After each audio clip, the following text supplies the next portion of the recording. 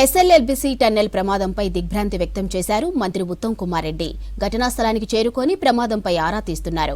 ఇక దోమలపెంటలోని JP guest house లో మంత్రి జూపల్లి కృష్ణారావుతో కలిసి ఉన్నతాధికారులతో సమీక్ష నిర్వహించారు మంత్రి Uttam Kumar Reddy.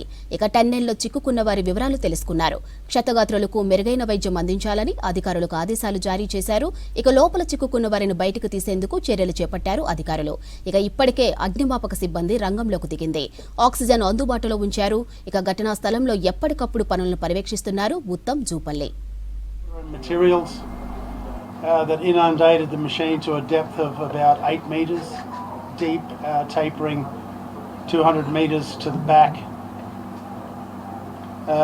Following that, we made an inspection to see if any people were on the machine in trouble. We couldn't identify any people in need. Some 20 minutes later, we left, and 10 minutes after that there was a major collapse, even worse, that's collapsed the machine, and the tunnel seems like 120 metres back from the face. So now our efforts are into getting back in there as quickly as we can, and make all efforts to find the people. Okay. ఇప్పుడు వాళ్ళది కొద్దిగా మొదలైన ఆ మట్టి నీళ్లు లోపల రావడం, పెద్ద ఎత్తున లోపల రావడం మొదలుపెట్టింది. 8 మీటర్ల వరకు కవర్ చేసినాయి.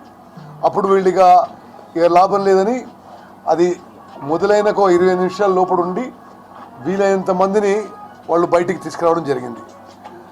వాళ్ళు ఇది జరుగుతున్నప్పుడు పక్కన ఒక పెద్ద శబ్దం విన్నారు. అంటే కొద్దిగా జియోలాజికల్ డిస్టర్బెన్స్, అంటే ఆ టన్నల్ బయట ఏదో కొంత భూమిలో కదలికి వచ్చినట్టుగా వాళ్ళకి అనిపించింది. మరి వాళ్ళు బయటకు వచ్చారు. ఆ తర్వాత ఎంతమంది వాళ్ళు ఎంబడి తీసుకురాగలిగితే వాళ్ళు బయటికి తీసుకొచ్చారు. ఆ తర్వాత ఈ బోరింగ్ మిషన్ మీద ఉన్న వాళ్ళు, వెనుకున్న వాళ్ళందరూ కూడా బయటకు వచ్చేసారు. బోరింగ్ మిషన్ ముందున్న వాళ్ళు కొంతమంది మిగిలిపోయినారు.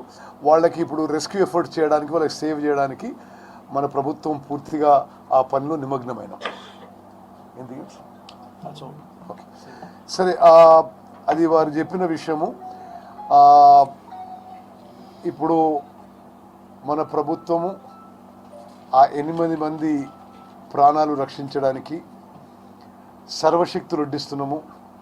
భారతదేశంలో ఈ టనల్స్ విషయంలో మొన్న ఈ మధ్య ఉత్తరాఖండ్ సంఘటన జరిగితే అక్కడ ఎవరైతే ఆ టన్నల్లో మనుషులను రెస్క్యూ చేయడానికి ఎక్స్పర్ట్స్ ఉన్నారో వారితో కూడా మాట్లాడడం జరిగింది. చీఫ్ సెక్రటరీ గారు కూడా మాట్లాడారు. మరి అదేవిధంగా రాష్ట్ర ప్రభుత్వం నుంచి మరి అధికారులందరూ కూడా ఇక్కడ ఉన్నారు. డిజాస్టర్ రెస్పాన్స్ వాళ్ళు ఉన్నారు, ఫైర్ సర్వీసెస్ వాళ్ళు ఉన్నారు, పోలీస్ శాఖ ఉంది, మరి ఇరిగేషన్ డిపార్ట్మెంట్ ఉంది. అదేవిధంగా అందరం కూడా ఈ ఒక కంబైన్డ్ ఎఫర్ట్గా, ఫస్ట్ ఎఫర్ట్గా ముందు 8 మంది ఎవరైతే స్టక్ ఉన్నారో లోపల వాళ్ళ ప్రాణాలు రక్షించే పనిలో ఉన్నాం. ఆ తర్వాత తదుపరి విషయం మరి అది ఏ విధంగా ముందుకు పోవాలో తర్వాత ఆలోచన చేస్తాం. ఆ list you have sir.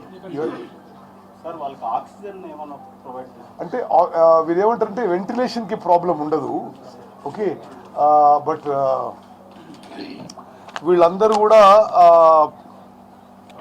Uttar Pradesh, Jharkhand వాస్తవ్యులు.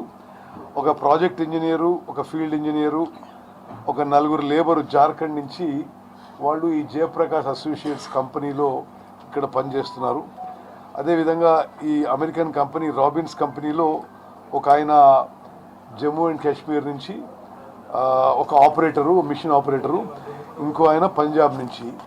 వీళ్ళు ఇక్కడ పనిచేస్తూ ఇప్పుడు లోపల కొంత వాళ్ళని రెస్క్యూ చేయడానికి మేము అన్ని సంపూర్ణ ఎఫర్ట్స్ పెట్టుకున్నాం. పేరు లిస్ట్ ఇస్తాను మీకు. ఓకే, అజయ్ వీళ్ళ పేర్లు లిస్ట్ ఇవ్వండి వాళ్ళకి. 2 ఇంజనీర్లు ఉన్నారు, 2 మిషన్ ఆపరేట్ చేసే వాళ్ళు ఉన్నారు, 4 లేబర్ ఉన్నారు. ఇండియన్ నేషనల్స్ వాళ్ళు ఉత్తరప్రదేశ్, నార్త్ ఇండియన్స్, ఆ జయప్రకాష్ అసోసియేటెడ్ కంపెనీ ఎంప్లాయీస్ వాళ్ళు.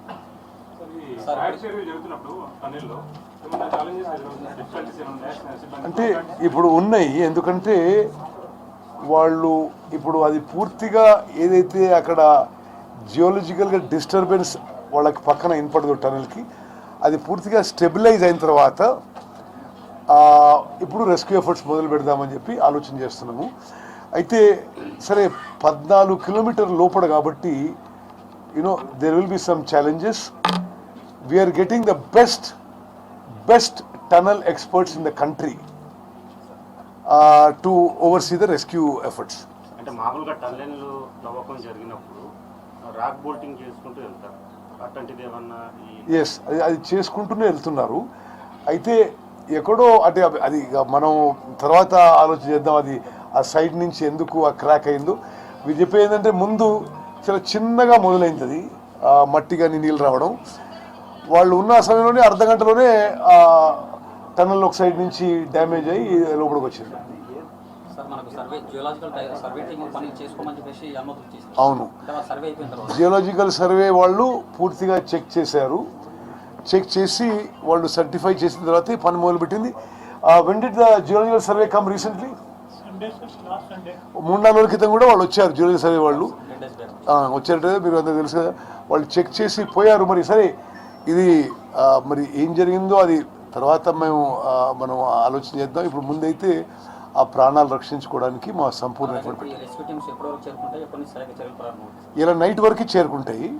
ఓకే, అంటే ఇప్పుడు సరే వీళ్ళకి మద్దతుగా ఏది ఇక్కడ పనిచేసే జేపీ కంపెనీ కానీ రాబిన్స్ కంపెనీ కానీ రాష్ట్ర ప్రభుత్వం ముఖ్యమంత్రి గారితో సహా మేమందరం కూడా సంపూర్ణంగా వారి వెంబడి నిలబడ్డాము. అదేవిధంగా రాష్ట్ర ప్రభుత్వం నుంచి భారత సైన్యాన్ని, నేషనల్ డిజాస్టర్ రెస్పాన్స్ ఫోర్స్ కూడా మేము వారిని విజ్ఞప్తి చేశాం. రాత్రి వరకు కూడా అందరూ వస్తారని చెప్పి మా నమ్మకం. ఎవరు లైవ్లో ఉన్నారు? అది ఇప్పటి వరకు మాకు సమాచారం లేదు, బట్ ఉండుంటారనే హోప్తో ముందుకు పోతున్నాం. 14 కిలోమీటర్స్ డీప్లో ఉంది కాబట్టి అలాంటి బతుకునే ఛాన్సెస్ ఉన్నాయి. దాని గురించి నేను ఏం మాట్లాడడం కరెక్ట్ కాదు, మీరు అడగడం కరెక్ట్ కాదు. ఇప్పుడు వాళ్ళ ప్రాణాలు రక్షించడానికి మా సంపూర్ణ ఎఫర్ట్స్ మేము పెడుతున్నాం.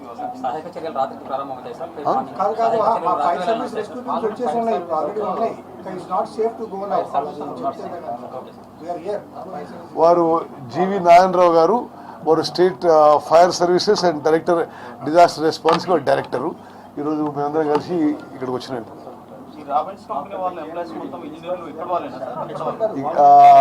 Glenn, other than you, all other people are locals, no? Yeah, we have an electrical technician, PLC Electrical, as well as myself. The others are all local. వీరు వారు ఇక్కడ ఇన్ఛార్జ్, ఇక్కడ మొత్తం 5 ఏళ్ళ నుంచి ఇక్కడే ఉన్నారు. వారు వాళ్ళ ఎలక్ట్రికల్ టెక్నికల్ పర్సన్ కూడా అమెరికన్స్. ప్రతి వాళ్ళందరూ కూడా వాళ్ళు లోకల్ పెట్టుకున్నారు. Indians. Your full name is asking. Glenn Maynard. Glenn Maynard. M-I-N-A-R-D. చెప్పండి మరి. G-L-E-N Glenn M-I-N-A-R-D. Glenn Maynard. Robbins, yes. ప్రపంచంలోనే టనల్ తవ్వడంలో మంచి రికార్డు ఉన్న కంపెనీ రాబిన్స్ కంపెనీ. ప్రపంచంలోనే 3000 కిలోమీటర్స్ టనల్ చేశాం బోయింగ్ మిషన్తో.